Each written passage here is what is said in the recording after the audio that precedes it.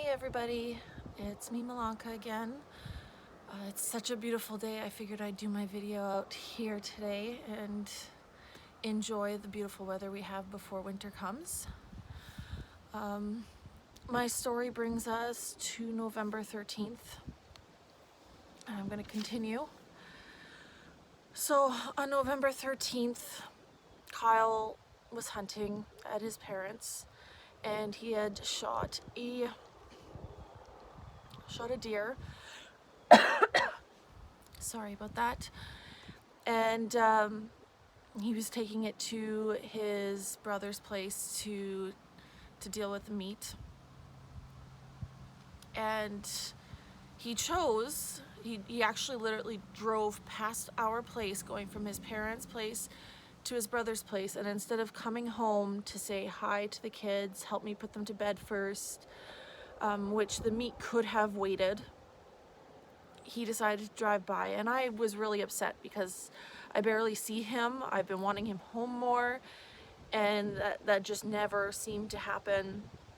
So he ended up coming home because I was upset that he wasn't there, and a huge fight broke out. And during this fight, our son was right there. He had made threats to shoot himself in the head with a gun. And then after he made those threats, he left and took off.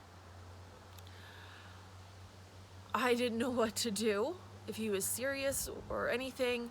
He wasn't answering my phone calls or anything, so I ended up contacting his dad to let him know of the threats that Kyle had made. So at least maybe someone else can get through to him. And he ended up spending 2 hours on the phone with my mom. But nothing really came of that. Of course, the following day he ended up being at his parents' again, hunting, because that was more important. I basically lost my husband for 3 months out of the year to hunting, but again, was more important than trying to fix things with his family. November 17th, we had a family friend's bridal shower, or not a bridal shower, baby shower, which was just in town, so it was about 3 miles away from our house. And when we got there, like, his family was there, and I was sitting alone. He was sitting with his family. He had taken the kids over there to see his parents and his brother and sister-in-law, and I was sitting alone, which I felt very awkward. And in the situation that we were going through, I started having a really bad anxiety attack. So I texted him, "I'll see you at home." And because we weren't very far from home, I just left. I didn't feel welcome whatsoever by anyone. No one wanted to talk to me. So I decided to just leave the whole situation and head home. I was about a mile away from home when Kyle and the kids pulled up and picked me up.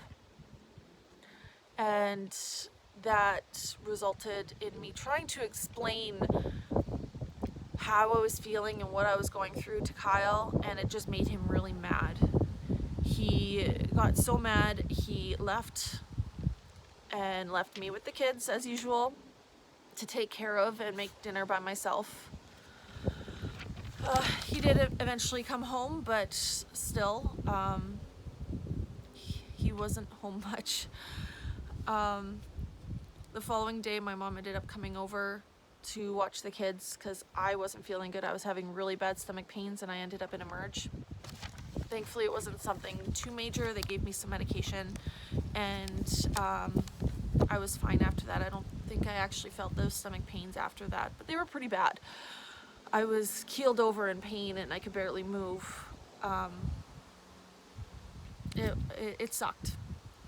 Anyways, this brings us to November 23rd.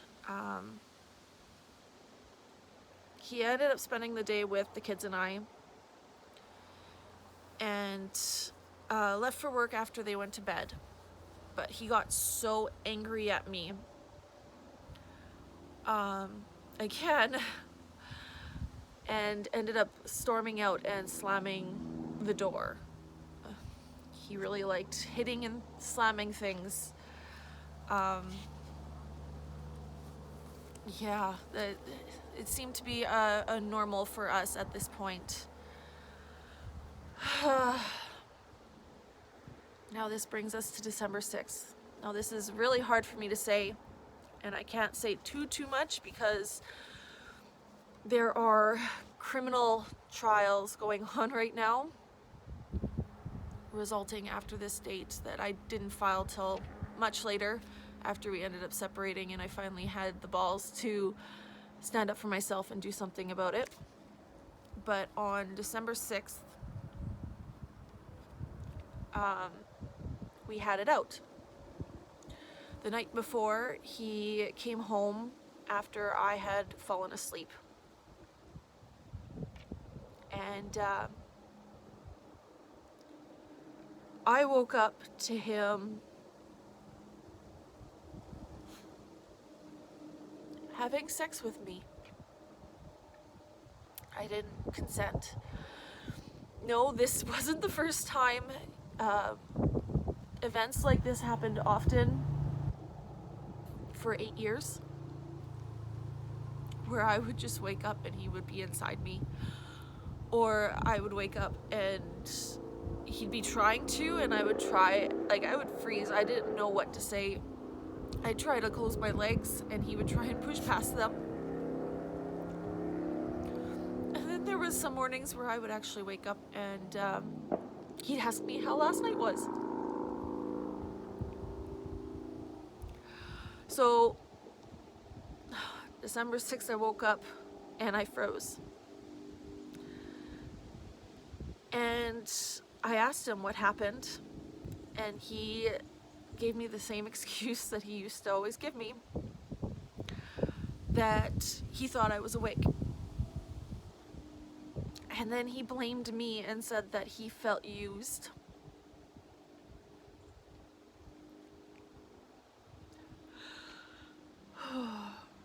And after a big fight, he left for work again. Throughout the day, we had it out in text. He really wanted me to come to his work party that day on December 6th. And he was apologizing profusely. I didn't realize I had the evidence till much later because I had printed out all of our text messages. And when I was going through them after we separated, I realized I had actual evidence. And that's what kind of led to me pressing charges later on. His trial is coming up next month. But that was a really hard day for me. And his up and downs were, I don't know, I honestly think that he was just trying to get me to break it up because he didn't want to be the one to end our relationship.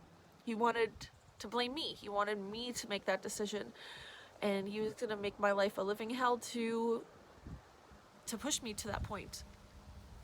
And this is only a couple months in, but this back and forth lasted for 9 months. So most of November, the kids and I barely saw Kyle. He was either working, hunting, and he spent most of his nights either at his brother's or his parents'. So if you want to keep on hearing more and more of my crazy story, subscribe or follow. Again, I don't care if anyone listens to my story. It's just me trying to do some therapy and get my story out there and try and work through some things. I hope everyone stays safe and have